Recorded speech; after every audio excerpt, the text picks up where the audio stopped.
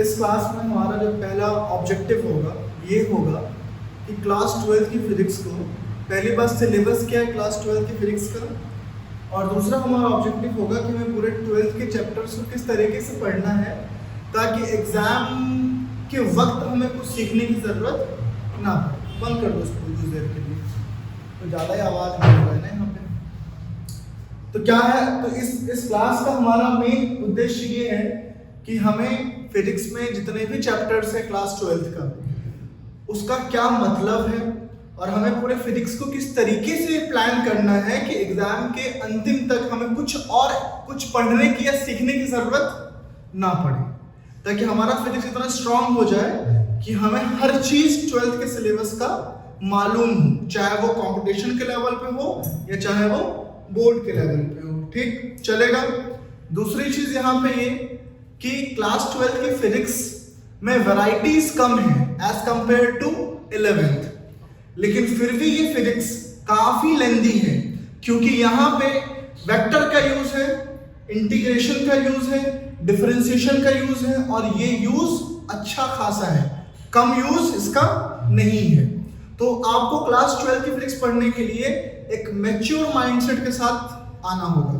Plus class 11th की physics हमारे दैनिक जीवन में हमें देखने को मिलता है, लेकिन क्लास 12 की फिजिक्स में मैक्सिमम पोर्शन इलेक्ट्रिसिटी है या मैग्नेटिज्म है और इनको रियल लाइफ में फील कर पाना या ऐसे कैजुअली देख पाना बहुत आम बात नहीं होती है।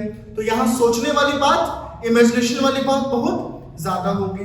ठीक। और एक चीज है, देखो ये वीडियो सब देखेंगे, चाहे वो ऑनलाइन वाले रहेंगे चाहे ऑफलाइन वाले। एक और चीज, हम अगर 12th यहाँ पढ़ रहे हैं खासकर नौ अकेडमी, तो मैं यहाँ पे स्कूल के चोचले नहीं पालने वाला, ये समझ जाओ।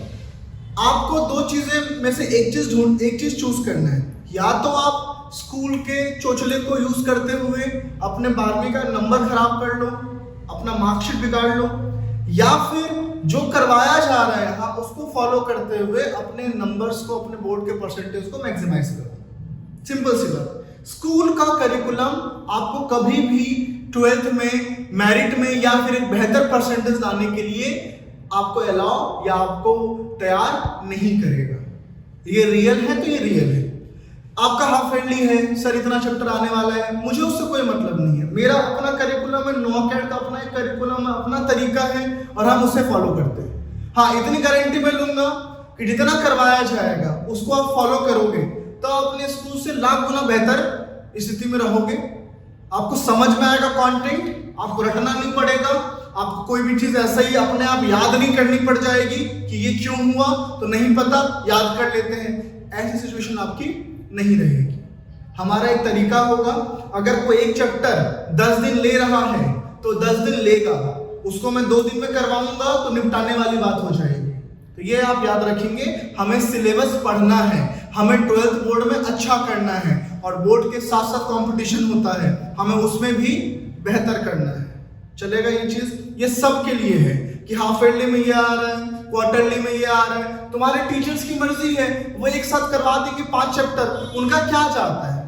उनका कुछ नहीं जाता, वो तुमको 2 घंटे में एक चैप्टर करवा देंगे, तुमको आया नहीं आया उससे उनको मतलब नहीं, उनका कोटा पूरा होगा, उनका टारगेट कंप्लीट हो गया। लेकिन यहाँ पे तो ऐसा नहीं है ना।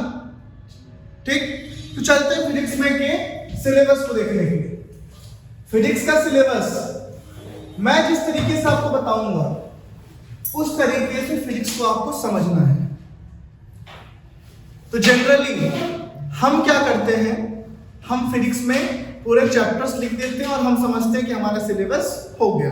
मैं आपको एक बेहतरीन तरीके से सेग्रीगेशन देता हूं कि हमारे फिजिक्स में कितने चैप्टर्स हैं और उनको किस तरीके से पढ़ना होता है। लिखने वाला काम बाद में करना, रिकॉर्डिंग रहेगी तो आराम से करो।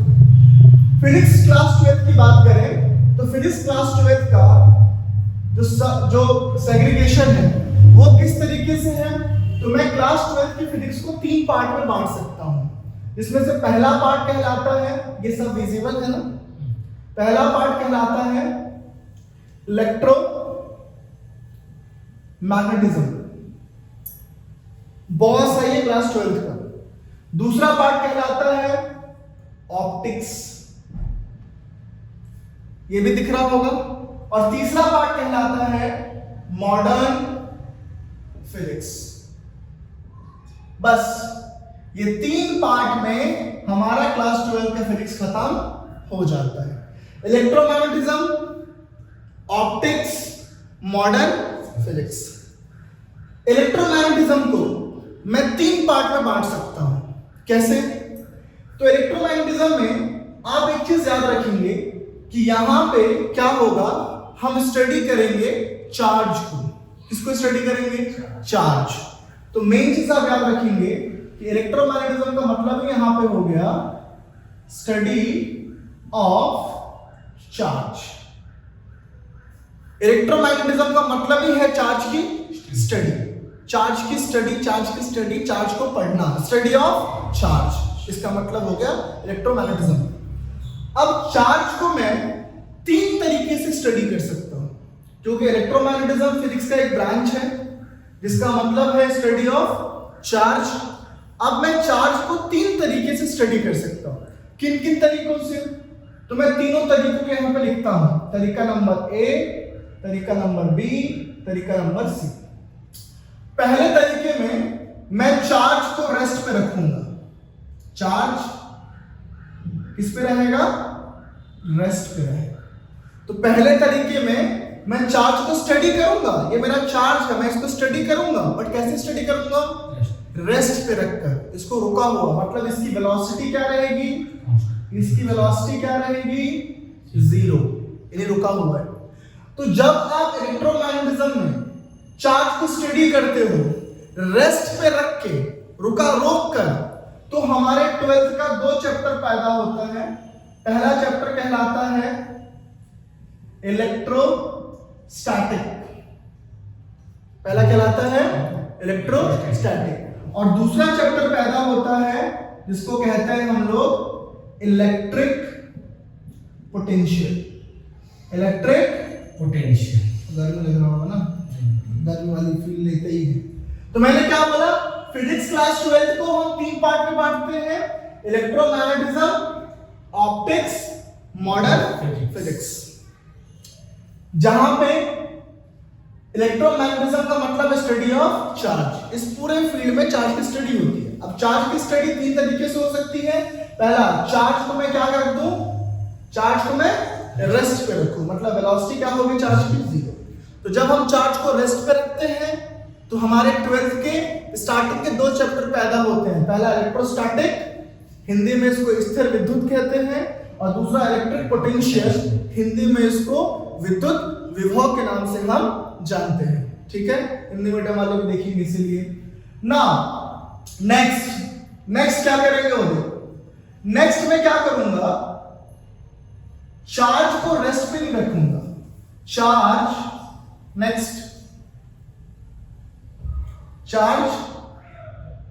Move with uniform velocity.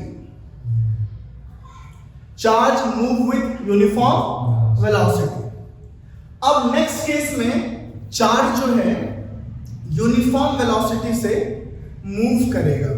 ठीक, यूनिफॉर्म वेलोसिटी से मूव करेगा, मतलब चार्ज की अब कुछ वेलोसिटी होगी, लेकिन वो वेलोसिटी यूनिफॉर्म होगी, एक समान होगी। ठीक है, अब यहां पर देखना, यहां पर मैं क्या कर सकता हूं? जब चार्ज मूव करेगा यूनिफॉर्म वेलोसिटी से तो क्या होगा? अब यहां पर देखो, जब चार्ज रेस्ट पे रहता है, जब कोई भी आवेश, कोई भी चार्ज रेस्ट पे होता है, तो आप एक चीज याद रखोगे, उसमें इलेक्ट्रिक फील्ड होता है, लेकिन उसमें मैग्नेटिक फील्ड नहीं होता है। तो जब चार्ज रेस्ट पे होगा, मतलब उसकी वेलोसिटी 0 होगी, तब उसमें इलेक्ट्रिक फील्ड होगा, लेकिन मैग्नेटिक फील्ड नहीं रहेगा। तब जाके पैदा होंगे 2 चैप्टर, एक इलेक्ट्रोस्टैटिक और दूसरा इलेक्ट्रिक पोटेंशियल। अब चार्ज को मैं क्या करूंगा? मूव करूंगा विथ यूनिफॉर्म वेलोसिटी। चार्ज को एक्सेलरेट नहीं करूंगा, यूनिफॉर्म वेलोसिटी से मूव करूंगा। ठीक है, इसका एक्सेलरेशन आ जाओ।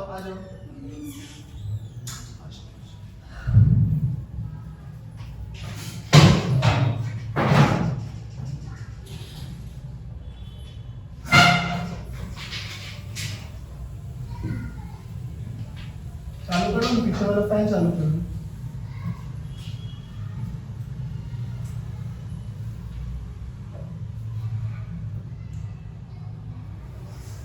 नेक्स्ट केस में हमारा चार्ज मूव करेगा, बट किससे मूव करेगा? यूनिफॉर्म वेलोसिटी से।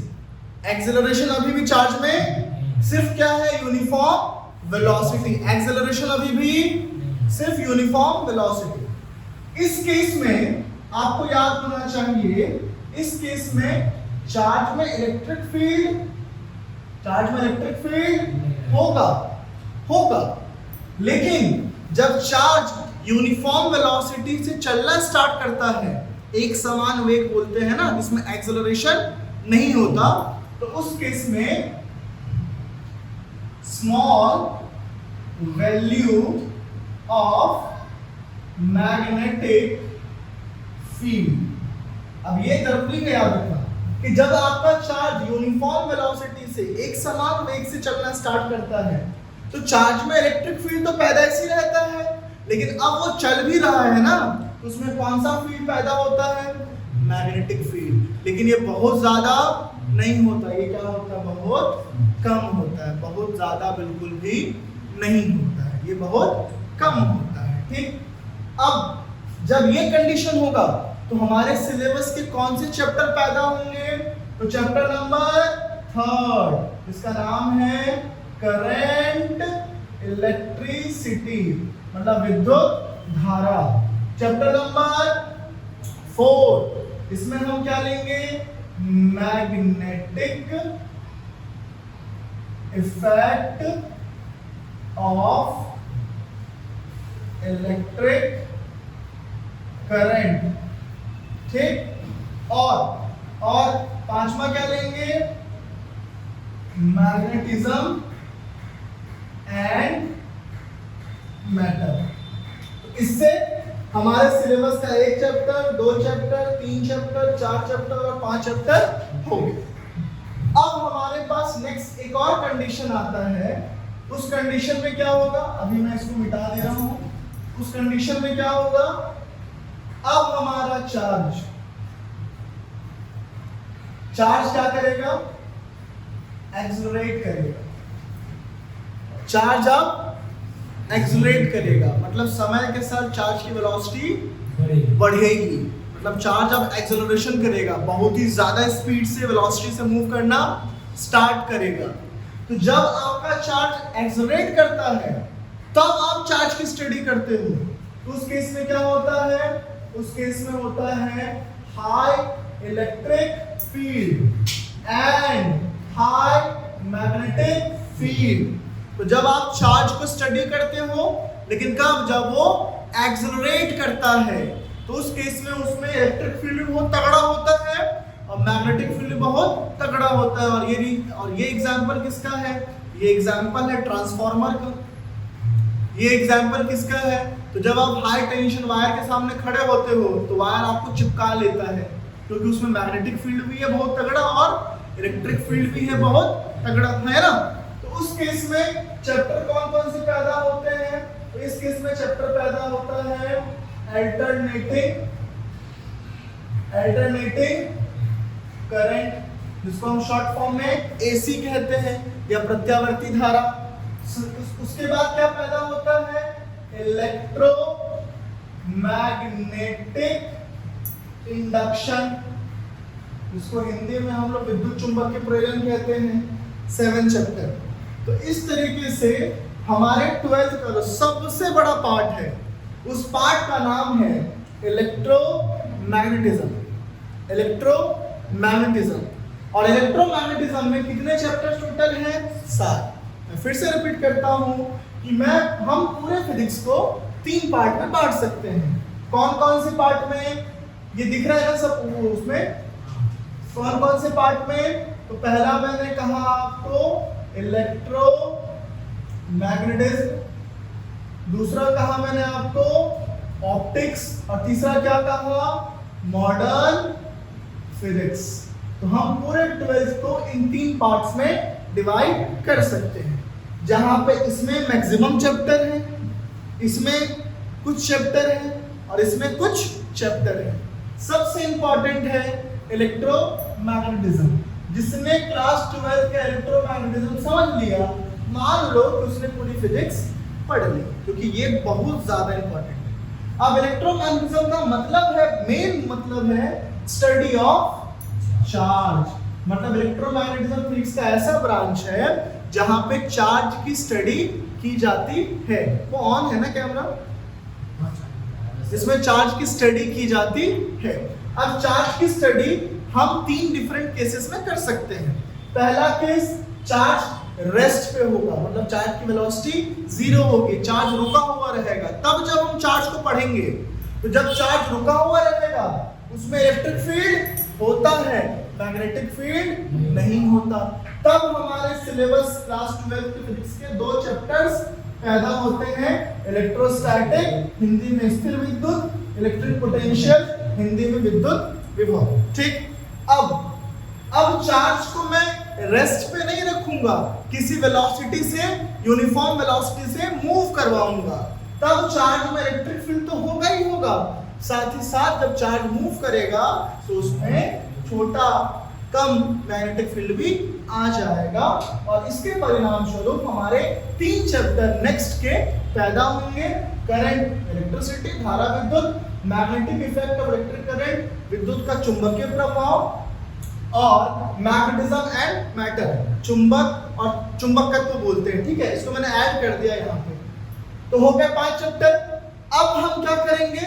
अब हम चार्ज को एक्सेलरेट करेंगे।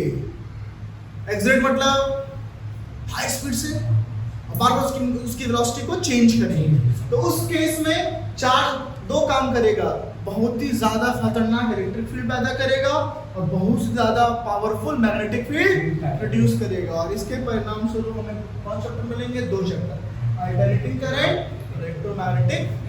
तो इस तरीके से हमारा पूरा इलेक्ट्रोमैग्नेटिज्म में कितने चैप्टर हो गए? 7 चैप्टर। इसीलिए इतना इंपॉर्टेंट होता है। और नाम देख के आपको समझ में आ रहा होगा कि यहाँ पे सीरियसली काम करना होगा। सिर्फ डेफिनेशन पढ़ने से या रट लेने से काम नहीं चलने वाला है, क्योंकि ये मल्टीपल टाइम आप भूलोगे। पहले ही बता रहा हूँ, आपको बहुत ज्यादा प्रैक्टिस की जरूरत पड़ेगी, और शॉर्टकट के बदले कॉन्सेप्ट को प्यार से, समझदारी से समझने में ही आपका काम अच्छे से हो जाएगा। ठीक, तो ये हो गए स्टार्टिंग के 1 2 3 4 5 6 7 चैप्टर। ठीक, काफी बड़ा वेटेज रखते हैं ये चैप्टर्स। 7 चैप्टर सोचो, सिर्फ किसके हो गए? इलेक्ट्रोमैग्नेटिज्म के। Got it? चलेगा ये पूरा? इसका स्क्रीनशॉट हम लोग बाद में उसमें से देखेंगे। चलिए, अब नेक्स्ट मुझे मैं क्या समझा देता हूँ? Next part optics. Next part optics, इसको मिटा देते हैं, क्योंकि जब तक हम चैप्टर ना समझें कि हमें पढ़ना क्या है, तब तक चैप्टर को स्टार्ट करके पढ़ने में कोई मतलब नहीं है। अब हम देखते हैं हमारा सेकंड पार्ट फिजिक्स क्लास 12 का, जो है ऑप्टिक्स। ऑप्टिक्स मतलब फिजिक्स का ऐसा ब्रांच जिसमें रिफ्लेक्शन, रिफ्रैक्शन और लाइट की तरह तरह की अलग अलग फेनोमेना या घटनाओं को पढ़ा जाता है, जिसको बोलते हैं ऑप्टिक्स। जब आप चश्मे की दुकान पे जाते हैं तो ऑप्टिकल शॉप लिखा रहता है, ऑप्टिकल स्टोर लिखा रहता है, ऑप्टिक्स है ना। अब ऑप्टिक्स में हम 2 चीजें पढ़ते हैं। तो हमारे सिलेबस में कितना चैप्टर हुआ था इलेक्ट्रोडायनामिक मैग्नेटिज्म में? 7। तो हमारा 8वां चैप्टर होगा रेज ऑप्टिक्स, और हमारा 9वां चैप्टर होगा वेव ऑप्टिक्स, है ना। 2 ही चैप्टर है। अब रेज और वेव में क्यों ऐसा? आप सबको पता है, क्या पता है आपको, कि लाइट को हम एज अ पार्टिकल भी एज्यूम करते हैं और एज अ वेव भी एज्यूम करते हैं। अब लाइट अगर पार्टिकल है, तो लाइट को जब हम एज अ पार्टिकल ट्रीट करते हैं तो हम कौन सा चैप्टर पढ़ते हैं? Rays optics. और इसमें फिर क्या क्या, जब हम लाइट को एज अ पार्टिकल मानते हैं तो हम यहाँ पे क्या क्या पढ़ते हैं? Refraction, reflection, total internal reflection, ये सब पढ़ते हैं ना। तो ये सब जिस चैप्टर में पढ़ा जाता है उसको कहते हैं रेज ऑप्टिक्स। यानी यहाँ पे लाइट को आप क्या मानते हो? पार्टिकल। और लाइट वेव भी तो है, तो वेव ऑप्टिक्स में हम लाइट को ही पढ़ते हैं, बट क्या मान के पढ़ते हैं? वेव। और जब हम लाइट पे एज अ वेव पढ़ते हैं तो हमें पढ़ना पड़ता है इंटरफेरेंस, पोलराइजेशन, डिफ्रैक्शन, ये घटनाएं हमको लाइट की पढ़नी पड़ती है। अभी के लिए जब ऑप्टिक्स दो है हमारे पास, rays optics, wave optics. Rays optics मतलब जब हम लाइट को एज अ पार्टिकल पढ़ते हैं तो रेज ऑप्टिक्स के पास जाएंगे, और एज अ वेव पढ़ेंगे तो वेव ऑप्टिक्स के पास जाएंगे। यहाँ कौन कौन सी घटनाएं हम पढ़ेंगे बचपन की? तो रिफ्लैक्शन पढ़ेंगे, रिफ्रैक्शन पढ़ेंगे, और क्या पढ़ेंगे? Total internal reflection. और क्या पढ़ेंगे? तो नया आ जाएगा हमारे में प्रिज्म, और क्या आ जाएगा? डेविएशन। ये कुछ नए शब्द आएंगे, ये सारे टॉपिक्स हम यहाँ पे पढ़ने वाले हैं। और वेव ऑप्टिक्स में हम क्या पढ़ते हैं? इंटरफेरेंस, पोलराइजेशन, डिफ्रैक्शन, ये सब हम कहाँ पढ़ेंगे? वेव ऑप्टिक्स में। ठीक है, तो हो गए 8, 9, 7, 2, 9 चैप्टर। ठीक है, 9 चैप्टर डन। अब चलते हैं हम लोग, ये ऑप्टिक्स वाला काम खत्म। ऑप्टिक्स में 2 ही चैप्टर हैं, 17 मार्क्स का आता है, सीबीएसई में भी और सीजी में भी सेम वेटेज रखता है। लास्ट हमारे पास क्या है? तीसरा पार्ट क्या है? Modern physics. Modern physics. अब मैं आपको बता दूं कि अगर आपने class 11th chemistry structure of atom पढ़ लिया तो आपने पूरा फिजिक्स का मॉडर्न फिजिक्स पढ़ लिया। ठीक, क्या क्या पढ़ना है मॉडर्न फिजिक्स में? तो मॉडर्न फिजिक्स में हमें पढ़ना है, 9 चैप्टर हुए थे, वो 10 chapter, atoms and nuclei, atoms and nuclei. 11वां chapter, dual nature of matter and radiation. De Broglie याद है? इसको डी ब्रॉय कहा जाता है। पूरा वही फोटोइलेक्ट्रिक इफेक्ट याद है? नहीं, वो सब पढ़ना है। डेविसन जर्मन एक्सपेरिमेंट पूरा पढ़ना है। 12वां chapter, radioactivity, radioactivity, ये भी यहाँ पे हमको पढ़ना है। तो atoms and nuclei, dual nature of matter and radiation, और ये हो गया आपका रेडियो एक्टिविटी, ये हमको यहाँ पे पढ़ना है। ठीक है, अब कुछ ऐसे चैप्टर्स, इसमें और एक चीज डाल देता हूं मैं, जैसे सेमीकंडक्टर मैं यूज कर लूंगा, सेमीकंडक्टर। 14 चैप्टर, कम्युनिकेशन, ये टेलीफोन कैसे काम करता है, सिम क्या होता है, मॉड्यूलेशन क्या होता है, राउटर क्या होता है, वाईफाई क्या होता है, फैक्स मशीन क्या होता है, इन सब के बारे में, टीवी कैसे ब्रॉडकास्ट होता है, रेडियो कैसे टेलीकास्ट होता है, इन सब चीज़ों के बारे में पढ़ना होता है। और लास्ट चैप्टर में इसमें मैं मॉडर्न भी रखता हूँ इनको, लास्ट आता है इलेक्ट्रो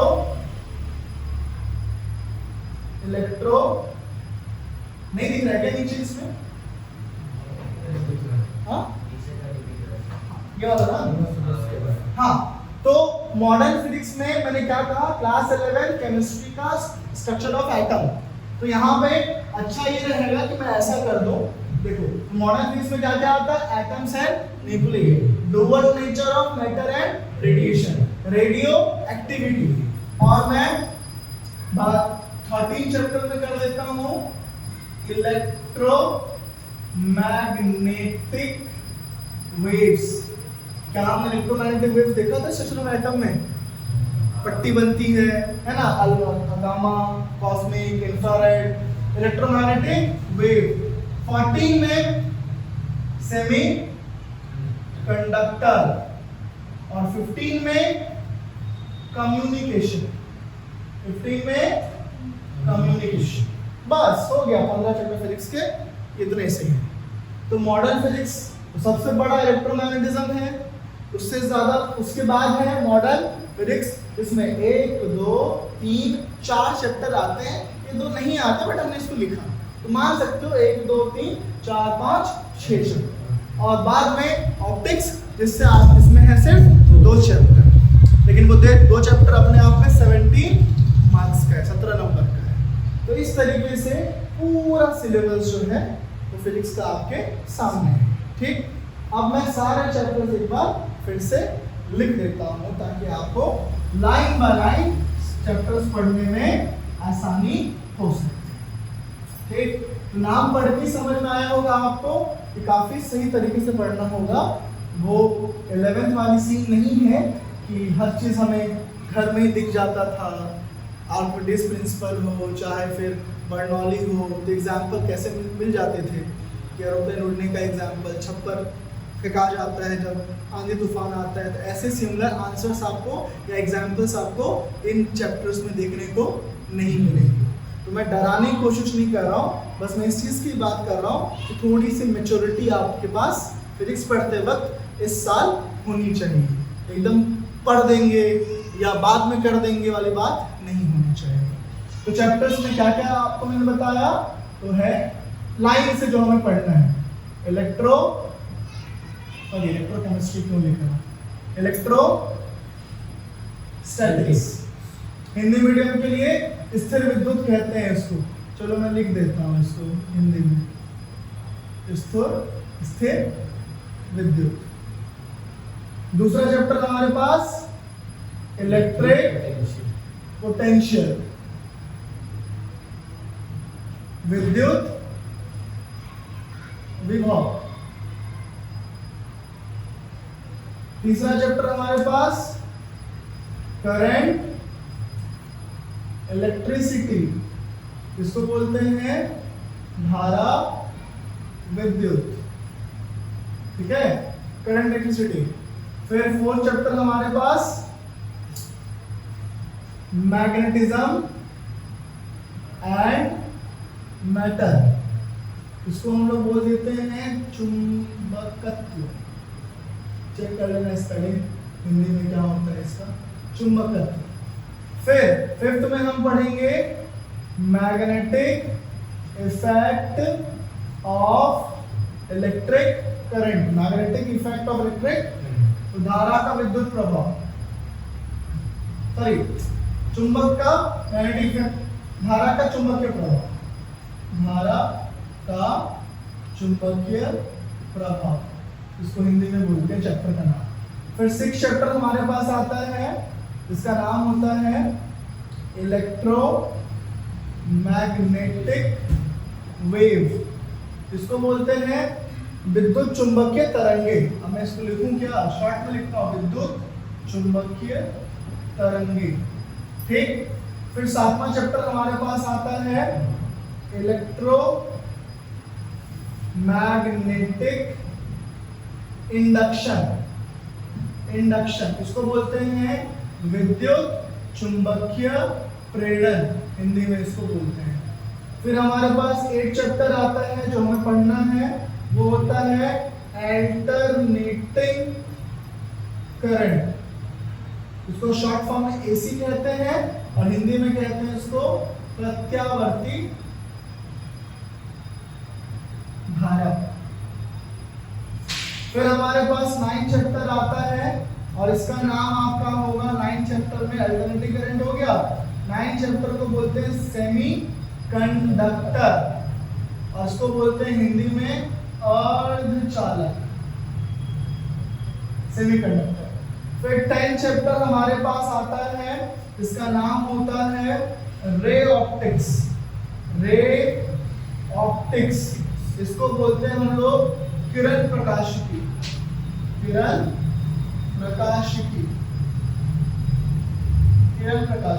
गॉट इट। तो ये हो गए 10 चैप्टर, है ना। अब नीचे लिखने का यहां तक विजिबल है क्या? हाँ। फिर 11 चैप्टर हमारे पास आता है वेव ऑप्टिक्स। कौन सा ऑप्टिक्स? वेव ऑप्टिक्स, इसको बोलते हैं तरंग प्रकाशिकी। ऑप्टिक्स मतलब तरंग प्रकाशिकी, है ना। फिर 12th चैप्टर हमारे पास आता है डुअल, अब मैं शॉर्ट फॉर्म में लिखूंगा, dual nature of matter and radiation, प्रकाश की द्वैती प्रकृति इसको हिंदी में कहते हैं। 13 चैप्टर हमें पढ़ना होता है एटम्स एंड न्यूक्लियई, है ना, परमाणु एवं नाभिक, ठीक है। फिर 14 चैप्टर हमको पढ़ना होता है, इसका नाम होता है कितना, 11 12 13 हो गया, और क्या बचा, 15 होना चाहिए। सेमीकंडक्टर लिख दिया हूँ, अर्धचालक, ray optics, dual nature, wave optics, हाँ रेडियो एक्टिविटी, रेडियो एक्टिविटी इसको बोलते हैं हम लोग। रेडियो एक्टिविटी को क्या बोलेंगे देख लेना एक बार। इसमें जनरली होता क्या है कि हम लोग रेडिएशंस के बारे में पढ़ते हैं, जैसे यूरेनियम अगर टूटेगा तो वो किस क्या क्या बनाएगा, है ना। जैसे रेडियो एक्टिव जो एलिमेंट्स होते हैं ना, जो टूटने के बाद इनमें रेडियो एक्टिविटी का गुण होता है, जो अपने बॉडी से डेंजरस जो है क्या बोल सकते हो, इलेक्ट्रोमैग्नेटिक वेव्स निकालते हैं, जिससे हमारे सेल्स खराब होते हैं, जो एटम बॉम्ब्स में यूज हो रहा होता है। तो इन सब चीजों को यहाँ पढ़ा जाता है। और 15 चैप्टर हमारे पास है कम्युनिकेशन सिस्टम, ठीक है, कम्युनिकेशन सिस्टम, वो सारे सिस्टम जिसका उपयोग कम्युनिकेशन के लिए किया जाता है ना। कम्युनिकेशन समझते हो ना क्या होता है, हिंदी मतलब में क्या बताऊं, उसके लिए किया जाता है। तो ये चैप्टर 15 होता है। तो ये पूरा सिलेबस आपका क्लास 12 का है, जहां पे आप अगर देखने जाओगे अच्छे से तो इलेक्ट्रोमैग्नेटिज्म में ये सारे पार्ट्स आते हैं, ये स्टार्टिंग के 5 और ये सब के सब क्या है, इलेक्ट्रोमैग्नेटिज्म के पार्ट। काफी इजी है, नॉर्मल है। अब मैं बात करूं डुअल नेचर और मैटर रेडिएशन की, एक दिन में खत्म कर सकते हैं इसको। ये भी एक दिन का है, ये भी एक दिन का है, और क्या एक दिन का है, ये सब एक एक दिन के हैं। और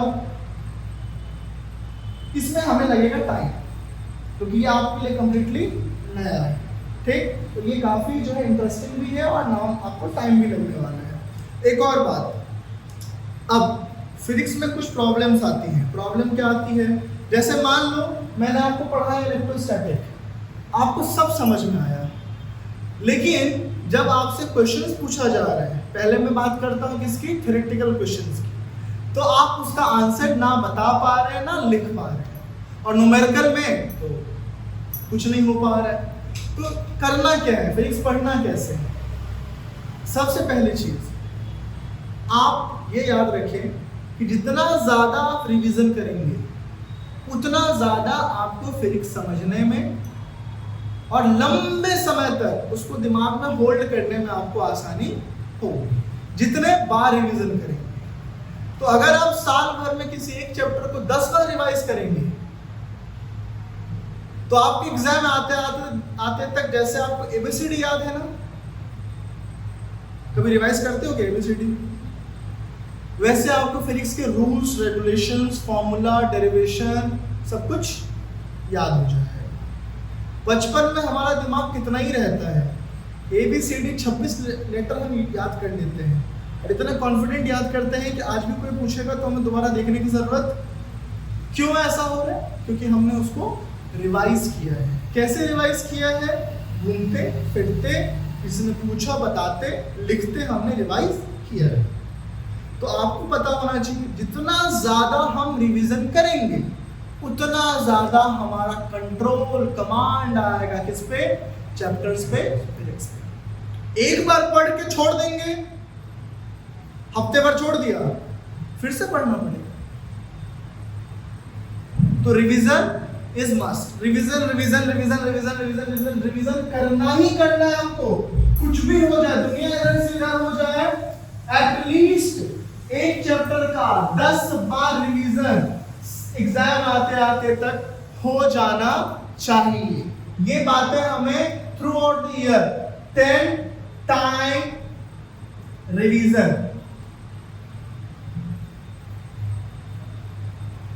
किसका, ईच चैप्टर, हर चैप्टर का हमारे एग्जाम आते तक 10 बार रिवीजन हो जाना चाहिए। एनी हाउ 10 बार रिवीजन हो जाना चाहिए। रिवीजन की सही तरीका क्या होता है कि हम रिवीजन कैसे करें, कैसे करें? तो सबसे पहली चीज, जैसे आज तारीख कितना है? 15 अप्रैल को आपने मान लेते हैं इलेक्ट्रोस्टैटिक खत्म किया। मान लो कि 15 अप्रैल को हमने एक चैप्टर इलेक्ट्रोस्टैटिक खत्म किया।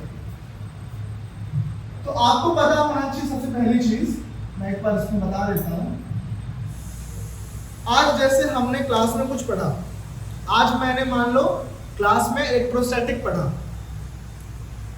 तो नेक्स्ट 24 घंटे में हमने क्लास में जो भी पढ़ा उसका एक रिवीजन हो जाना चाहिए। आज हमने इलेक्ट्रोस्टैटिक के 4 टॉपिक्स क्लास में पढ़ लिए, तो विद इन 24 आवर मतलब नेक्स्ट क्लास में आने से पहले आपका एक रिवीजन जो आपने क्लास में पढ़ा उसका हो जाना चाहिए। फर्स्ट रूल इज दिस, ठीक। नेक्स्ट रिवीजन होना चाहिए आपका 2 दिन के बाद। तो पहला 24 घंटे में रिवीजन, फिर नेक्स्ट 2 दिन में रिवीजन, फिर नेक्स्ट 5 दिन में रिवीजन, फिर नेक्स्ट 7 दिन में रिवीजन और फिर नेक्स्ट 1 महीने में रिवीजन। तो क्या होता है तरीका? तो फर्स्ट रिवीजन होता है पढ़ने के 24 घंटे के अंदर, 24 घंटे के अंडर 24 आवर्स। कौन सा? फर्स्ट रिवीजन, पढ़ने के 24 घंटे के भीतर। Second revision,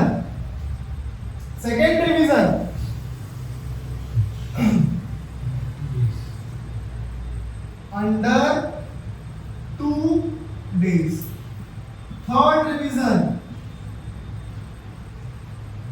under 3 days। मतलब आपने जो पढ़ा वो 24 घंटे के अंदर रिवाइज हो गया। उसके बाद आफ्टर 2 days लिखता हूं, आफ्टर 2 days 24 घंटे में रिवाइज किया, उसके 2 दिन बाद, फिर 2 दिन बाद रिवाइज किया, फिर उसके 3 दिन बाद, आफ्टर 3 days। मतलब अगर मान लीजिए आपने 15 अप्रैल को पढ़ा है तो 16 अप्रैल तक पहला रिवीजन, 19 अप्रैल तक दूसरा रिवीजन, और दूसरा रिवीजन 19 को हो गया, उसके 3 दिन 20, 21, 22, मतलब 23 अप्रैल को तीसरा रिवीजन, और फिर उसके 7 दिन चौथा revision, fourth revision, after 4 days, sorry after 7 days।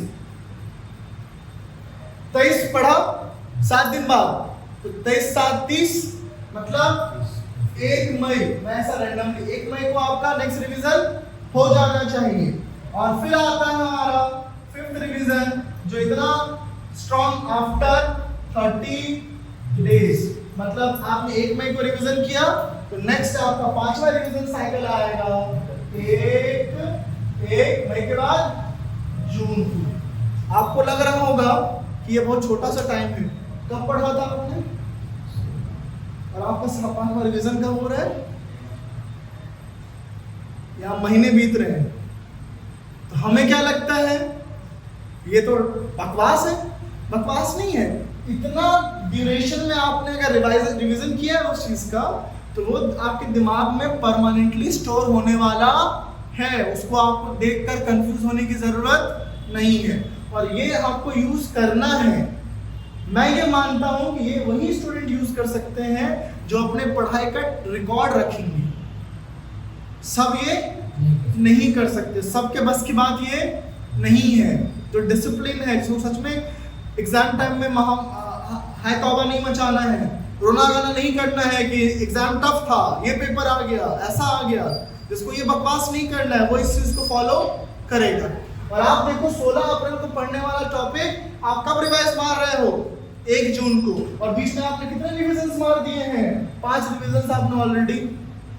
और जब आप रिवीजन करते हो ना, तो धीरे धीरे आप क्या करते हो, आपको समझ में आता है कि कौन सी चीज़ लंबी है, कौन सी चीज़ों को शॉर्ट करना है, और आप फिल्टर करते जाते हो अपनी चीज़ों को, और आपके लिए चीज़ें बेहतर हो जाती है। बस आप ये फॉलो कीजिए। मैं गारंटी दे सकता हूँ यार, इसको फॉलो करने के बाद कोई बच्चा किसी भी एग्जाम के लिए पढ़ रहा हो, वो एक्सक्यूज देने नहीं आएगा कि सर मैं भूल जाता हूँ, सर मुझे टॉपिक याद नहीं है, सर मैं डेफिनेशंस नहीं याद कर पाता हूँ, सर मुझे फॉर्मूला डेरिवेशन पता नहीं कैसे करते हैं, कुछ भी एक्सक्यूज देने वो। एक और चीज, जब आप रिवीजन मारेंगे तो डेफिनेशन सब तो बस आपके लिए 10 मिनट का काम है, आपको मेन फोकस किस पे करना होगा, डेरिवेशंस पे। टाइम जाएगा आपका, इसलिए मैं कह रहा हूँ सब इसको फॉलो नहीं कर सकते, लेकिन जो कर लेगा वो उसके मजे सिर्फ जान सकता है कि मजे क्या है उसके। एग्जाम टाइम रहेगा और ऑलरेडी उतना पढ़ चुका है जितना लोग लास्ट के 1 महीने में पढ़ने की कोशिश करते हैं।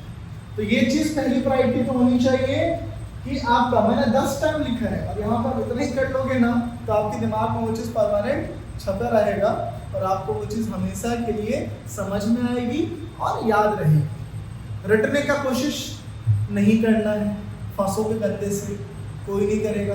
समझना है पहले बारीकियों को, हर चीज को, और उसके बाद उसको इस पैटर्न में प्रैक्टिस करते रहना है। और इसके अलावा बाकी जो भी चीजें बताऊंगा उसका कोई मतलब नहीं है, सिर्फ रिवीजन। ये सेम मैथ्स में, बायोलॉजी में, केमिस्ट्री में, फिजिक्स में से सब में सेम चीज आपको करनी है। एक लास्ट चीज जो डेरिवेशन के लिए मैं आपको समझा देता हूं कि डेरिवेशन को हमें दिक्कत होती है, तो जैसे हाउ टू, क्या लिख सकता हूं मैं इसमें, क्या लिख सकता हूं, चलिए लिख देता हूं, हाउ टू स्टडी डेरिवेशंस। ठीक, मान लीजिए एक डेरिवेशन है, ठीक, 12th की तो मैं एग्जांपल ले नहीं सकता, 11th से आए हो, तो मान लीजिए 11th में आपने डेरिवेशन किया होगा। 11th में कौन सा डेरिवेशन किया होगा आपने, बर्नौली लेते हैं, चलो ठीक है। तो आपने 11th में बर्नौलीज पढ़ा होगा, है ना। मैं अगर अभी पूछूं आपसे कि बर्नौली थ्योरम को डिराइव करो, क्या हो जाएगा, बर्नौली थ्योरम डिराइव हो जाएगा, हो जाएगा। और किससे, बीच में छूटेगा। मैं बस ये कह रहा हूं कि बर्नौली थ्योरम में अगर 50 स्टेप थे तो उसमें मात्र 5 से 7 ऐसे स्टेप होंगे जो हमें अपने दिमाग में रखने की जरूरत। बाकी स्टेप्स क्या रहे होंगे, इसको इधर लाना है, मल्टीप्लाई करना है, फ्रॉम इक्वेशन 1 टू इक्वेशन 2, इसकी वैल्यू यहाँ पुट करनी है, ये स्टेप्स मुझे याद रखने की जरूरत। लेकिन उसके कुछ ऐसे 5 से 6 स्टेप्स होंगे जो अगर बर्नौली में हमने यूज नहीं किया तो बर्नौली बनने वाला। तो बस हमें यूज करना होता है फ्लो चार्ट।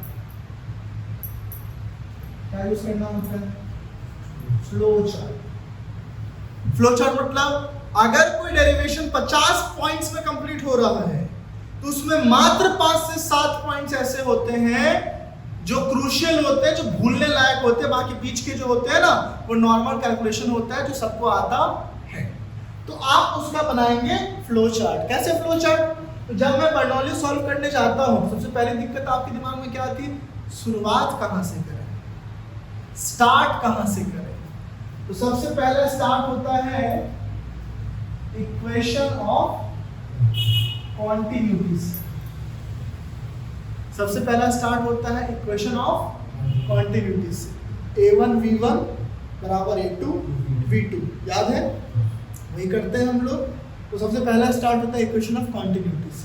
आपने इतना लिख दिया, ये मैं लिख रहा हूँ, आप कुछ और लिखेंगे कोई इशू नहीं है। तो आपको तुरंत क्लिक करेगा कि यहाँ से मुझे स्टार्ट करना है। और क्या रहता है, मैं एकदम रैंडमली लिख रहा हूँ। और क्या रहता है, बर्नौली में हमें 3 एनर्जीज निकालनी पड़ती है। एक होती है pressure energy plus kinetic energy plus potential energy, और तीनों का सम किसके बराबर होता है बर्नौली में, कांस्टेंट के बराबर।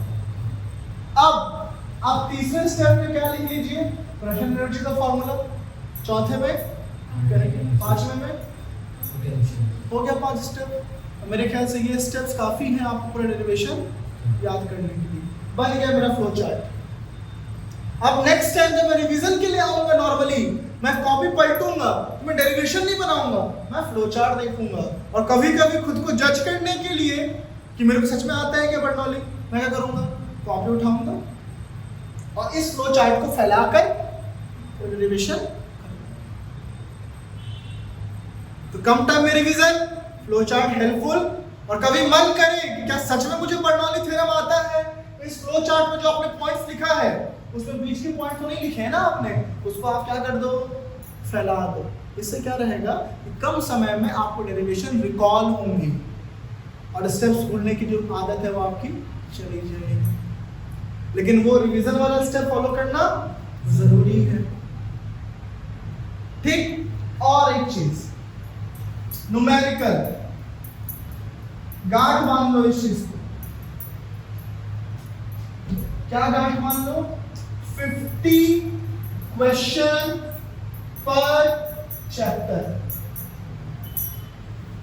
जो भी चैप्टर हम पढ़ेंगे उसके 50 बेहतरीन क्वेश्चंस, न्यूमेरिकल्स की बात कर रहा हूं, वो हमें एनी हाउ सॉल्व करना है। क्यों सॉल्व करना है, जमाना चेंज हो चुका है। एक छोटी सी कॉलेज में बीएससी करने के लिए भी आजकल क्या लिखना पड़ता है, एग्जाम लिखना पड़ता है। तो अगर आप आफ्टर 12th कोई भी एग्जाम दो, नीट दो, जेई दो, WBJW दो, कॉमडेक दो, या फिर आप कुछ भी दो, केरला पीईटी दो, CUET दो, पीईटी दो, पीईटी दो, कुछ भी दो, आपको एग्जाम में न्यूमेरिकल सॉल्व करना पड़ता है। तो हम क्यों ना अपने पढ़ाई के दौरान एक चीज कंप्लीट कर लें कि हर चैप्टर से 50 क्वेश्चन न्यूमेरिकल के हमें एनी हाउ बनाने हैं। हर चैप्टर से 50, 15 चैप्टर से 750। क्या हम साल भर में 750 क्वेश्चन बनाने की भी हिम्मत नहीं रखते हैं? और ये क्वेश्चंस कौन से रहेंगे? ये क्वेश्चंस कोई नॉर्मल क्वेश्चन नहीं रहेगा कि हमने रैंडमली फॉर्मूला पुट कर दिया और खुश हो गए कि हमने चलो 50 क्वेश्चन। ये क्वेश्चन रहेंगे previous year JEE, previous year NEET के क्वेश्चन, ताकि लगे कि 50 क्वेश्चन जो हमने बनाया है वो वही क्वेश्चंस बनाए हैं जो प्रीवियस ईयर में पूछे जाते हैं और उन टॉपिक से बनाया है जो इंपॉर्टेंट है। अब हम नॉर्मली क्या कर रहे हैं, कोई भी क्वेश्चन बना दे रहे हैं कहीं से भी उठा के। अब क्वेश्चन भी बना रहे हैं, टाइम भी जा रहा है और सेटिस्फेक्शन भी नहीं है कि जो हमने क्वेश्चन बनाया उसमें कोई क्वालिटी था भी कि नहीं था। तो 50 क्वेश्चंस पर चैप्टर, ये फिर मैथ्स की भी बात है, फिजिक्स की भी बात है, केमिस्ट्री की बात है। 750 इंटू 3 करोगे तो 750 का डबल 1500 होता है और 7 5 1250 क्वेश्चन होते हैं पूरे साल भर में। अब 1250 क्वेश्चन का मतलब पता है किलो सब्जेक्ट में क्या होता है? 1250 डिवाइडेड बाय, अगर आप मान लो एग्जांपल के लिए कितने दिन पढ़ते हो? 200 दिन। सारे 2900 क्या 750 क्वेश्चन, 7 या 21 और 150, 2250 है ना, 2250 ना। तो 2250 और मान लो आप 200 दिन पढ़ोगे, 200 दिन पढ़ोगे, ज्यादा ही दिन और मान लेता हूँ, तो भी आप करने जाओ तो 220 अपॉन 225 अपॉन 20 कितना हो जाएगा? एक दिन में 10 क्वेश्चन, 15 क्वेश्चन, 15 ज्यादा ही बोल रहा हूँ, 11 क्वेश्चन का एवरेज आएगा कि डेली का 11 क्वेश्चन। और जब संडे रहेगा तो उसमें 20 भी बना सकते हो, छुट्टियां रहेंगी तो और ज्यादा बना सकते हो। मतलब एवरेज आपको डेली का 11 क्वेश्चन सॉल्व करना है। और ये बहुत बड़ी बात नहीं है। अब ये कंप्लीटली आप पर डिपेंड करता है कि आपको 12th के बाद पूरा प्रैक्टिस चाहिए, कमांड चाहिए कि हाँ मुझे आता है और मैं 60% या 50% किसी भी कॉम्पिटिटिव एग्जाम में स्कोर कर सकता हूँ, या एकदम नील रहना है कि मुझे न्यूमेरिकल का कुछ भी नहीं आता, मुझे हर चीज सीखना पड़ेगा। क्योंकि अगर आप आफ्टर 12 ड्रॉप भी लेने चाहोगे, मैं तो बोलूंगा ड्रॉप नहीं लेना, क्योंकि मैं तो बोलूंगा कि आपको निकाल लेना है 12th के साथ। मे भी आप ड्रॉप लेने जाओगे तो ड्रॉप वो लेता है जो 60-70% तैयारी पहले ही कर चुका है, वो नेक्स्ट 30% को पॉलिश करने के लिए ड्रॉप लेता है। यहाँ पे हमारी दिक्कत क्या होती है, हम 12वीं तक ब्लैंक होते हैं, हमने जिंदगी में एक नंबर को सॉल्व नहीं किया होता है, फिर हम क्या ले लेते हैं, ड्रॉप, और फिर हम क्या सोचते हैं कि टीचर हमें अपना छोटा बच्चा समझ के ना हर बेसिक चीजें सिखाएगा, लेकिन जब हम पढ़ने बैठते हैं तो टीचर अपने मन में उम्मीद करके बैठता है कि अगर ये ड्रॉपर है इसका मतलब उनका 11वीं 12वीं का बेसिक क्लियर है, इनको सिर्फ क्वेश्चंस पॉलिश करवाना है, और फिर लग जाती है लंके, फिर आप कुछ नहीं बोल पाते हो, ना पेरेंट्स को ना खुद को, क्योंकि आपको रियलिटी चेक नहीं मिलता है, इसलिए हमें कर लेना है। ये फिर भी आप पे डिपेंड करेगा, मैं तो करवाऊंगा ही, ये 50 क्वेश्चन कौन देगा, ये 50 क्वेश्चन मैं दूंगा। अभी ड्रॉपर वाला अभी जो क्रैश कोर्स चल रहा है, ठीक, उन लोग जो क्वेश्चंस बना रहे हैं वही आप रिपीट करोगे, क्योंकि उनको भी प्योर जेई और नीट प्रीवियस से मिल रहा है क्वेश्चन बनाने का, कुछ आलतू फालतू क्वेश्चन हम बनाते ही नहीं है वहाँ पे, क्योंकि जब एग्जाम अगर मैं हाईएस्ट एग्जाम की क्वालिटी यूज करूंगा तो फिर मैं उसके नीचे के सारे एग्जाम्स ऑटोमेटिक निकाल ही सकता हूँ। ठीक, तो रिवीजन पहली चीज, डेरिवेशन के लिए फ्लो चार्ट वाला टेक्निक यूज कीजिए, उसमें टाइम लगता है, उसमें एक दो डेरिवेशन में आप खुद करके लाना फ्लो चार्ट और मुझे दिखाना कि सर इसका ये फ्लो चार्ट सही है या नहीं है, तो 2-3 बार करने से हमें वो कमांड आ जाएगा कि हमें फ्लो चार्ट कैसे बनाना है। और तीसरी चीज कि आप बात मान ले कि 50 questions from previous year JEE and NEET from each chapter, यानी हर सब्जेक्ट से 750 क्वेश्चन, और 3 सब्जेक्ट से physics chemistry math, physics chemistry bio से 2250 क्वेश्चन का टारगेट हमारा होना चाहिए कि साल भर में खत्म। आप भीड़ से ना ऐसे अलग हो जाओ,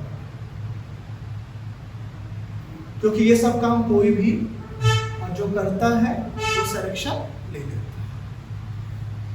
समझ में आया? और ये सारी चीजें ऑनलाइन लोगों के लिए भी है। ठीक, चलिए, तो बातें हो गई, इन चीजों को फॉलो करना है। स्कूल का रोना कोई नहीं रोएगा, स्कूल अगर आप, और एक और चीज, 12वीं क्लास में मेरी रिक्वेस्ट है आप लोगों से कि ज्यादा अच्छा ना बने, स्कूल जाने की फ्रीक्वेंसी कम से कम रखें। क्यों? क्योंकि जब 12वीं क्लास में किसी बच्चे का बोर्ड एग्जाम में नंबर अच्छा नहीं आता है ना, तो टीचर बोलने नहीं आता है कि हमारी नौटंकियों की वजह से बच्चे का नंबर नहीं आया। जहां उसको लास्ट के 2 महीने में बैठ के मस्त पढ़ाई करना चाहिए, वहां हम लोग उसको प्रैक्टिकल कॉपी छपवाने में लगे रहते हैं और उसका टाइम बर्बाद करते हैं। तो आपके स्कूल के टीचर्स का को कोई लेना देना नहीं है कि आपका नंबर अच्छा आएगा या गलत आएगा। अच्छा आ जाएगा तो आ जाएंगे, आपको बुला के फूल माला पहनाने आ जाएंगे कि हमारा होनहार बच्चा था। गलत आएगा तो कोई मतलब नहीं है। आपकी 12वीं है, आपको अच्छा परसेंट चाहिए, मेरिट में आना काफी आसान काम है 12वीं में, तो आपको ये चीज समझना होगा कि स्कूल आप उस तरीके से जाएं कि आपको मैक्सिमम टाइम पढ़ने का मिले। इवन आप स्कूल भी जाएं तो आप अपने स्केड्यूल के हिसाब से पढ़ाई लिखाई करें, क्योंकि मुझे पता है ये चीज कि स्कूल में जो टॉपिक्स है, जो कंटेंट करवाया जाएगा, उससे आपका दिमाग खराब होगा मैक्सिमम टाइम। कोई टीचर अगर पर्सनल लेवल पे अच्छा हुआ ना, जैसे मान लो कई लोग होते हैं, जवानी रहती है 25-26 साल की और स्कूल ज्वाइन करते हैं, गवर्नमेंट की बात करूं अगर मैं, उनको मन करता है कि नहीं यार मुझे बच्चों को पढ़ाना है, तो वो एक आध टीचर मिल गया तो आपको पढ़ा देगा अच्छे से। बाकी मैक्सिमम टीचर टाइम पास करते हैं, उनको कोई मतलब नहीं है कि आपका नंबर अच्छा आए कैसा आए, आपको समझ में आए, कोई मतलब। और ये रियल बात है। तुम भी कौन से स्कूल में हो? तुम भी हो? 11वीं का सिलेबस पूरा हुआ था तुम्हारा?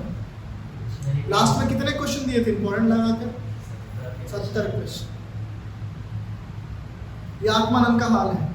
मॉडर्न स्कूल बनाए थे, लास्ट में 11वीं में क्या दे रहे हैं? इंपॉर्टेंट क्वेश्चन दे रहे हैं, सिलेबस कंप्लीट नहीं करवा रहे। और सिर्फ तुम्हारा हाल नहीं, प्राइवेट का हाल तो और खराब, चाहे वो सीजी हो चाहे सीबीएसई। और फर्स्ट चैप्टर इज, ज्यादा दिमाग नहीं खराब करूंगा, फर्स्ट चैप्टर हमारा इलेक्ट्रोस्टैटिक। स्टैटिक मतलब रेस्ट, इलेक्ट्रो मतलब चार्ज, तो चार्ज इन रेस्ट। इस चैप्टर में हमारा चार्ज रेस्ट पे होगा, तो इस चैप्टर में हमारा चार्ज रेस्ट पे होगा। सबसे पहले हम बात करते हैं चार्ज की। What is charge? Of positive particles, लेकिन चार्ज तो नेगेटिव भी होता है। सर चार्ज न्यूट्रल नहीं, चार्ज न्यूट्रल कभी नहीं होता। चार्ज या तो पॉजिटिव होता है या तो नेगेटिव होता है। अब मेरा प्रश्न ये है कि व्हाट इज चार्ज?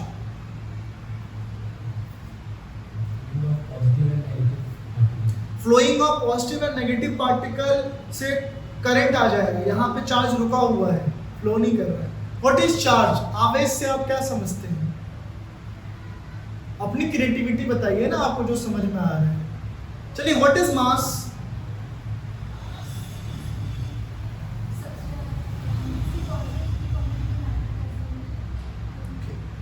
मतलब जैसे व्हाट इज मास? तो mass is the internal property of any matter. किसी भी मैटर का आंतरिक गुण क्या है? मास है। मतलब किसी भी मैटर को आप मास के बिना डिफाइन नहीं कर सकते। मैटर मतलब मैटर है तो मास है, तो mass is the internal property of any matter. किसी पदार्थ की आंतरिक गुण क्या है? मास है। वैसे what is charge? What is charge?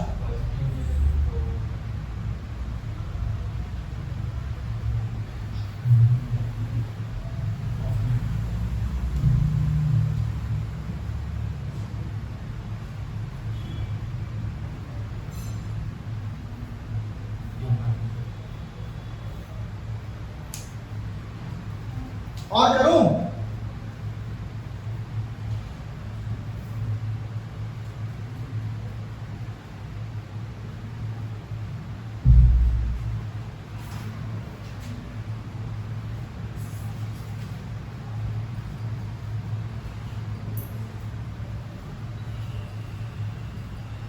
अब क्या मैं ये कह रहा हूं कि मैंने जो लिखा वही सही है?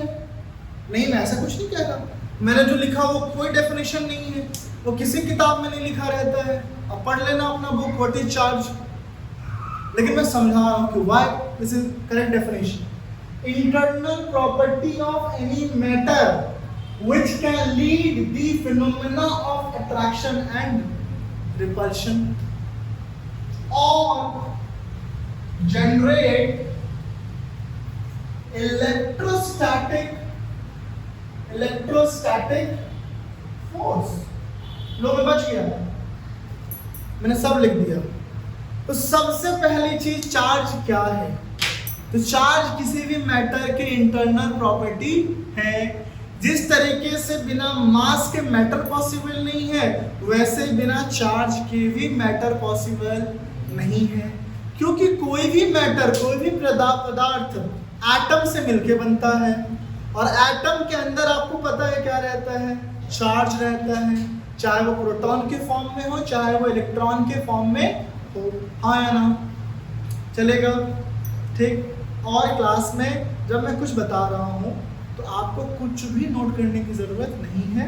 फिर क्या करेंगे आप? रिकॉर्डिंग डेली रहेगी और पूरे का स्क्रीनशॉट का एक पीडीएफ भी रहेगा।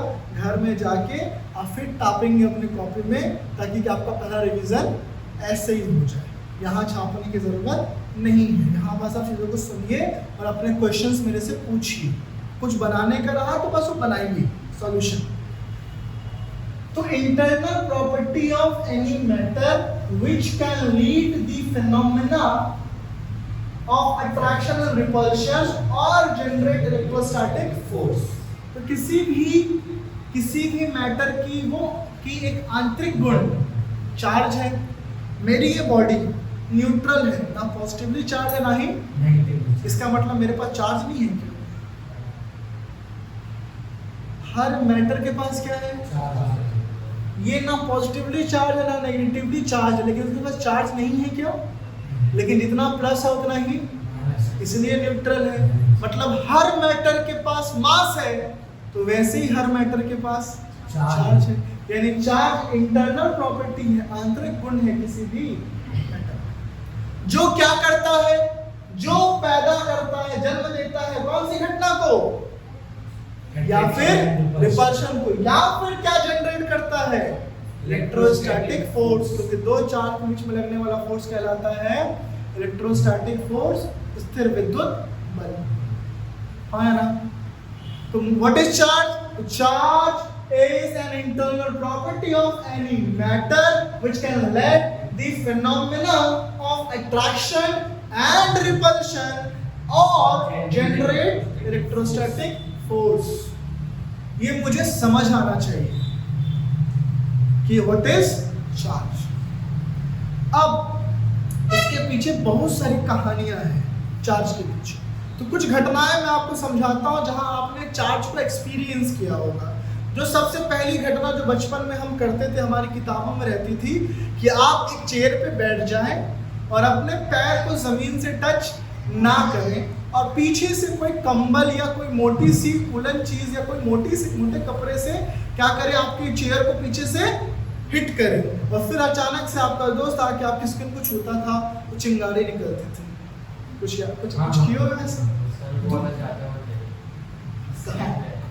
जब आप ठंड में सोने जाते हो रजाई ओढ़ कर, कंबल ओढ़ के, तो जब आप अंदर में ऐसे हाथ पर मारते हो तो आपको चट चट की आवाज आती है, स्पार्क भी होता है, ये भी आपने महसूस किया होगा। चार्ज है वहां पे। और कहाँ चार्ज देखने को मिलता है आपको? कई बार आपने गौर किया होगा कि जब आपका बॉडी कहीं टकराता है ना तो अचानक से आपको स्टैटिक झंझनाहट महसूस हो रही होती है, वो भी आपने महसूस किया होगा। सबसे इम्पोर्टेंट आपने देखा हो कई बार कंघी वाला एग्जाम्पल कि अगर आप अपने कॉम को या स्केल को रगड़ते हो अपने हेयर के साथ और फिर एक पन्ने के पास ले जाते हो तो वो उसमें अट्रैक्ट हो जाता है, आपने यहाँ देखा होगा।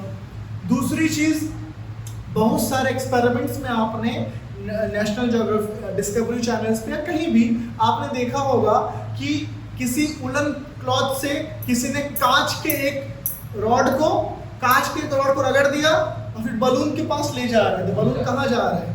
दूर जा रहा है। ऐसी कुछ घटनाएं आपने अपने दैनिक जीवन में देखा होगा, हाँ है ना? इन सब चीजों में कॉमन क्या है? इन सब चीजों में कॉन्सेप्ट है स्टैटिक चार्ज। अभी कुछ दिनों पहले आपने एक वीडियो देखा होगा जिसमें स्टैटिक चार्ज के पावर के बारे में बताया जाता है। उसमें होता क्या है कि थर्माकोल का एक ट्रक रहता है और एक आदमी थर्माकोल के ट्रक से जैसे नीचे जंप करता है तो वहां पे आग लग जाती है। ऐसा बहुत सारा वीडियो आया हुआ था, देखा होगा।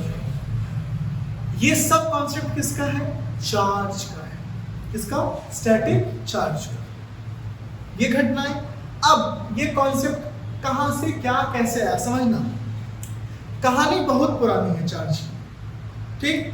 अब चार्ज का कॉन्सेप्ट ऐसा नहीं था कि हमें पड़ोस के दे दिया गया कि ये है पॉजिटिव चार्ज, ये है नेगेटिव चार्ज।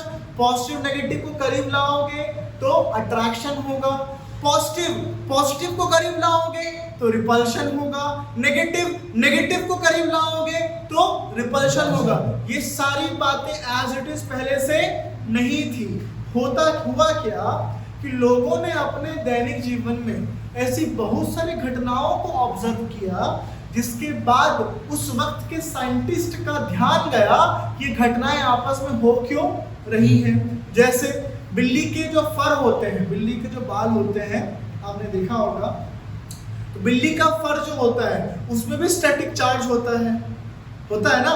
यही जो बाल वाला एग्जांपल है कि जब मैं रगड़ के उसको ले जा रहा हूँ कागज के सामने तो कागज जो है स्केल में या कॉम में, कंघी में चिपक जा रहा है, ये भी घटनाएं होती है, हाँ है ना। या फिर कांच के रॉड को जब आप ऊल के साथ यानी ऊन के कपड़ों के साथ रगड़ते हो और उसको बलून के पास ले जाते हो तो बलून क्या होता है? दूर होता है। तो इन घटनाओं को जब ऑब्जर्व किया गया तो उस वक्त के जो साइंटिस्ट थे उन्होंने इन घटनाओं को ऑब्जर्व करके किसकी स्टडी तैयार की, किसकी स्टडी करने स्टार्ट किया? चार्ज की। और ये लंबा प्रोसेस होते आज हम इस सिलेबस को इतने इजी वे में पढ़ रहे हैं। तो चार्ज का कॉन्सेप्ट बहुत पहले से है, लेकिन चार्ज को इतने विस्तृत रूप में, इतने ज्यादा एक्सप्लेनेशन के साथ पहले के लोग नहीं जानते थे। उन्होंने कुछ घटनाओं को देखा और उस घटनाओं को देखने के बाद रिसर्च करना स्टार्ट किया, तब जाके चार्ज का कॉन्सेप्ट हमारे पास आया। मैं एकदम कहानी के अंदर अब जाने की कोशिश नहीं करूंगा क्योंकि हम हिस्ट्री नहीं, हम क्या पढ़ रहे हैं? फिजिक्स पढ़ रहे हैं, ठीक। तो ये होता है चार्ज। आज हमको पता है there are 2 types of charge. लंबा नहीं खींचूंगा इसको। First is positive charge, second is negative charge. पहला पॉजिटिव चार्ज होता है, दूसरा नेगेटिव चार्ज होता है। आप सबको पता है इसके बारे में कि चार्ज दो तरह के होते हैं, एक पॉजिटिव चार्ज और एक नेगेटिव चार्ज। तो हमारा नेक्स्ट कॉन्सेप्ट आता है प्रॉपर्टीज ऑफ चार्ज, चार्ज के गुण। तो कहानी के स्टार्ट कहां से हुआ? कहानी के स्टार्ट ये हुआ कि चार्ज किसी भी मैटर की इंटरनल प्रॉपर्टी है। जिस तरीके से मास के बिना मैटर नहीं, वैसे चार्ज के बिना मैटर नहीं। और चार्ज जो कि मैटर की इंटरनल प्रॉपर्टी है, ये क्या करती है? ये अट्रैक्शन रिपल्शन को जन्म देती है, साथ ही साथ ये इलेक्ट्रोस्टैटिक फोर्स को भी जन्म देने का काम करती है। इतिहास में जाएंगे तो पहले लोगों को चार्ज के बारे में इतना जानकारी नहीं थी, लेकिन दैनिक जीवन की जो घटनाएं थी, उन घटनाओं को देखने के बाद उस वक्त के साइंटिस्ट ने चार्ज को स्टडी करना स्टार्ट किया और फाइनली हमारे पास इतना बड़ा सिलेबस, इतनी बड़ी जानकारी ला के उन्होंने हमारे सामने रख दी। अब वो क्या क्या एग्जांपल्स थे मैंने आपको बताया। ये एग्जांपल्स आप घर में भी जाके करोगे ना तो आपको ऑलरेडी रिजल्ट मिलने वाला है। तो अब बात करते हैं चार्ज की प्रॉपर्टीज की, ठीक है? इसको खत्म करेंगे ना, लंबा नहीं खींचेंगे। तो पहली चीज, चार्ज दो तरह का होता है। कौन कौन सा? Two types of charges, two types of charges. कौन कौन सा? पॉजिटिव और कौन सा? नेगेटिव। दूसरी चीज, पॉजिटिव पॉजिटिव, नेगेटिव नेगेटिव, क्या होगा? रिपल्शन। मतलब सेम चार्ज में क्या होता है? रिपल्शन। और डिफरेंट चार्जेस में क्या होता है? रिफ्लेक्शन। क्या ये प्रॉपर्टी नहीं है चार्ज की? क्या लोगों को ये प्रॉपर्टी पहले से पता था? नहीं, लोगों ने इस प्रॉपर्टीज को जाना, निकाला और फिर हमारे सिलेबस में वो चीजें आई हैं। तीसरी प्रॉपर्टी चार्ज की, तीसरी प्रॉपर्टी चार्ज की दो तरह के होते हैं, सेम में रिपल्शन, डिफरेंट में अट्रैक्शन होता है। तीसरी चीज क्या? Quantization of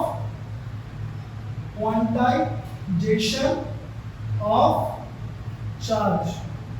quantization of charge. तो सबसे पहले क्वांटाइजेशन ऑफ चार्ज बताने से पहले मैं आपको समझाना चाहता हूँ ये क्वांटाइजेशन का मतलब क्या है। नया शब्द है ना, मेरे ख्याल से आप पहली बार सुन रहे हैं क्वांटाइजेशन। क्वांटाइजेशन का मतलब किसी चीज के क्वांटिटी को या नंबर्स को, क्वांटिटी या नंबर को बताने के लिए कोई कंडीशन रख देना। क्या हमारा एज क्वांटाइज्ड है? नहीं, क्या हमारी एज छोड़ देते हैं, लेट्स से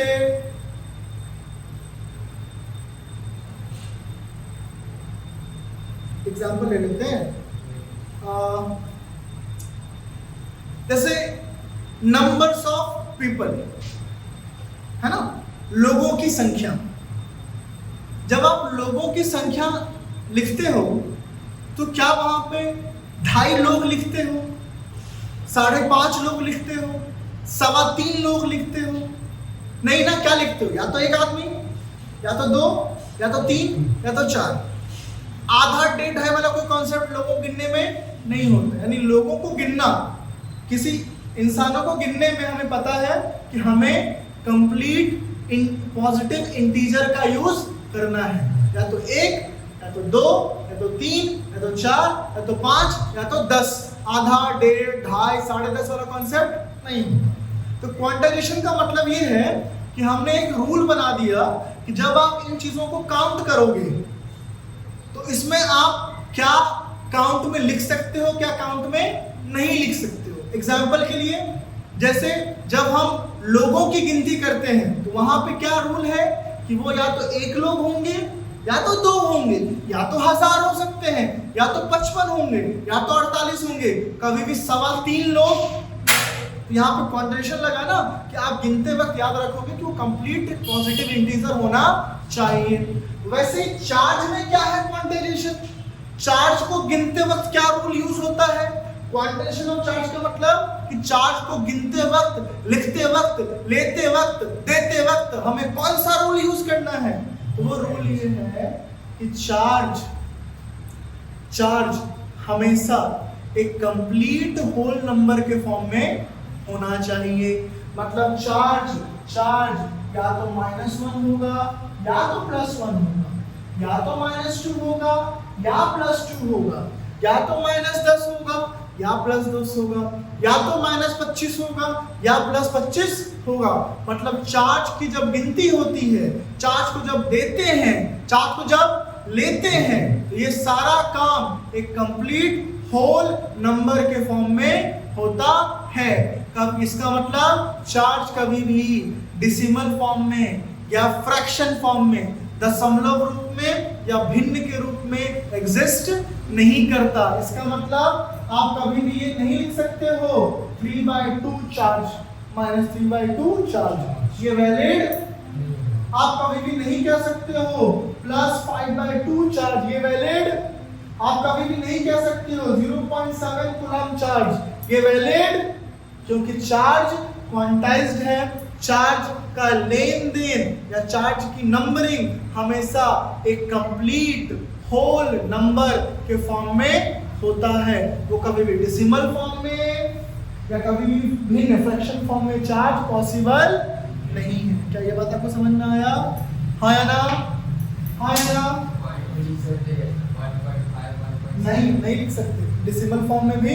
तो चार्ज मैं यहाँ पे देता हूँ, मैं लिखता हूँ 1 कूलम, मैं लिखता हूँ -2 कूलम, मैं लिखता हूँ +1000.1 कूलम, मैं लिखता हूँ 7/9 कूलम।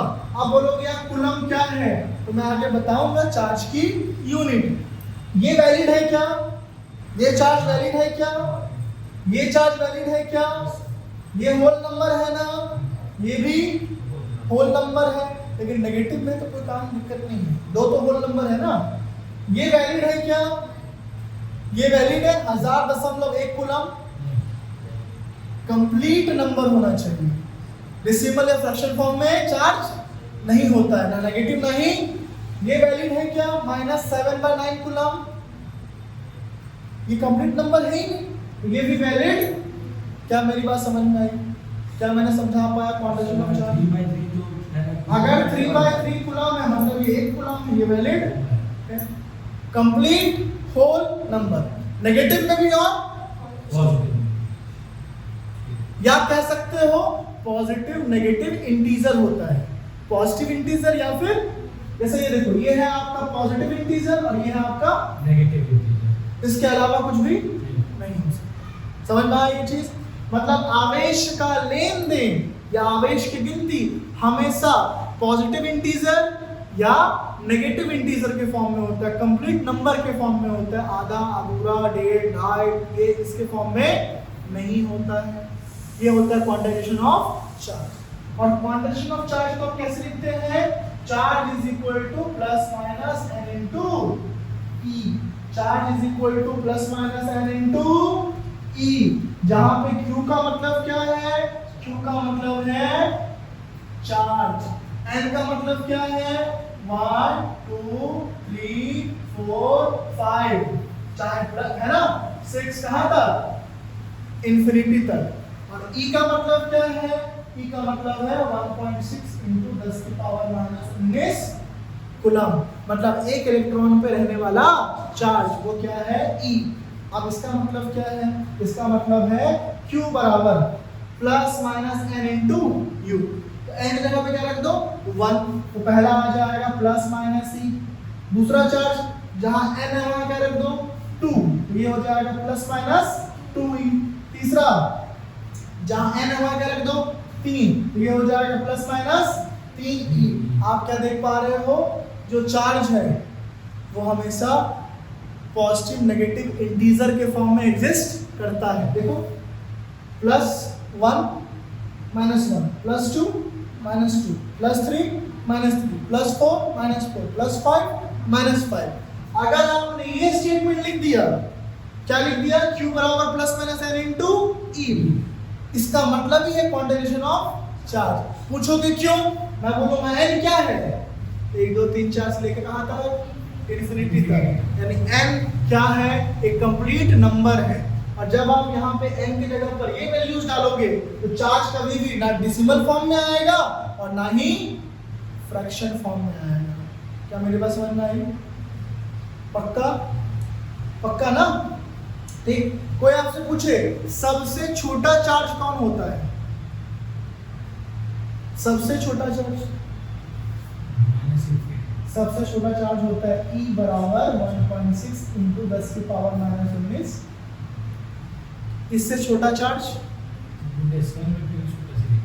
कहाँ? ये डेसिमल में, ये सबसे छोटा चार्ज। हाँ, ये तुम सही पूछ रहे हो कि ये डेसिमल के फॉर्म में क्यों है, इसकी कहानी अलग है। सबसे छोटा चार्ज जो नोन है वो होता है 1.6 × 10⁻19 कूलम। डेसिमल कहानी में बता रहा हूँ, सुनो। तो किताबी ज्ञान क्या कहता है क्वांटाइजेशन ऑफ चार्ज के बारे में? कि चार्ज का लेन देन या चार्ज की गिनती हमेशा कंप्लीट नेगेटिव नंबर या कंप्लीट पॉजिटिव नंबर के फॉर्म में होगा। चार्ज ना डेसिमल फॉर्म में हो सकता है ना ही फ्रैक्शन फॉर्म में। और ज्यादा बोलना है लिख दो कि चार्ज बराबर ±n इनटू E, जहां पे n होगा 1 2 3 4 से लेकर इंफिनिटी तक। और ये फॉर्मूला देख के समझ में आता है कि चार्ज या तो ±E होगा, ±2E होगा, ±3 होगा। मतलब चार्ज हर एक केस में E का कौन सा मल्टीपल होगा? होल नंबर मल्टीपल होगा। यहाँ पे E मल्टीप्लाई हो रहा है ना, या तो चार्ज 1 ही होगा, 2E, 3, 5E, 6E, 1000E, 1 lakh E, 1 crore E, कभी भी चार्ज 3.5E नहीं हो सकता है। ठीक। अब सबसे छोटा चार्ज क्या होता है? 1.6 इंटू 10 की पावर -19 कूलम। ये किताबी ज्ञान समझ में आया? What is quantization of charge? तो charge is always in the form of negative and positive integer. It cannot be decimal value or any fractional value. And Q is equal to ±n into E, where n is this satisfy or justify the quantization of charge. किताबी ज्ञान खत्म। अब एक नया concept आया है, खत्म करते हैं इस टॉपिक के बाद। क्वाड्स। नया कॉन्सेप्ट क्या है? क्वाड्स। क्वाड सिस्टम में चार्ज फ्रैक्शन फॉर्म में भी होते हैं। जैसे चार्ज क्वाड सिस्टम में 5/6 E के फॉर्म में भी होते हैं, 2/3 E के फॉर्म में भी होते हैं। ये हमारे सिलेबस में अभी तक नहीं। किताबें क्या रख लिया हमने अलग। अब नया सिस्टम आया है जिसमें क्वाड्स का कॉन्सेप्ट है। और इस कॉन्सेप्ट में चार्जेस फ्रैक्शन मतलब भिन्न के रूप में या डेसिमल के फॉर्म में भी पाए जाते हैं। लेकिन ये बस दिमाग में रखना, इसको कहीं लिखने की जरूरत।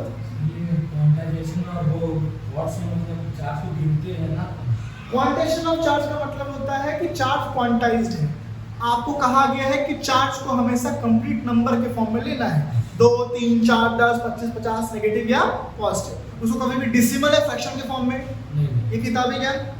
अब नया कॉन्सेप्ट, नया रिसर्च ये कहता है कि क्वाड्स का कॉन्सेप्ट है, क्वाड्स या क्वार्क के फॉर्म में है। ठीक है, नेट में सर्च मार देना। उस कॉन्सेप्ट में ये कहा गया है कि चार्ज को हम लोग इस रूप में भी लिख सकते हैं। लेकिन ये वाला जो कॉन्सेप्ट है इसको फॉलो नहीं कर रहा है। इसीलिए बस आपको दिमाग में रखना है, अभी के लिए सिलेबस में पार्ट ये नहीं है, एग्जाम में भी ये क्वेश्चंस नहीं आएंगे। ठीक है, इसको बोलते हैं क्वांटाइजेशन ऑफ चार्ज। फॉर्मूला होता है Q is equal to ±n into E, जहाँ पे n हमेशा होगा 1 से लेकर इन्फिनिटी। ठीक है, पक्का? तो ज़्यादा खींचते नहीं है, इतना रखते हैं आज।